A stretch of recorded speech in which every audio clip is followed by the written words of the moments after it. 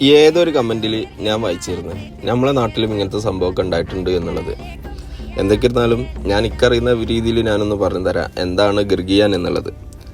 റമദാൻ മാസം 13, 14, 15, 16 ഇങ്ങനത്തെ ദിവസങ്ങളിൽ രാത്രി മഗ്‌രിബിന് ശേഷമൊക്കെ കുട്ടികൾ ഇങ്ങനെ പുറത്തിറങ്ങി നടക്കും.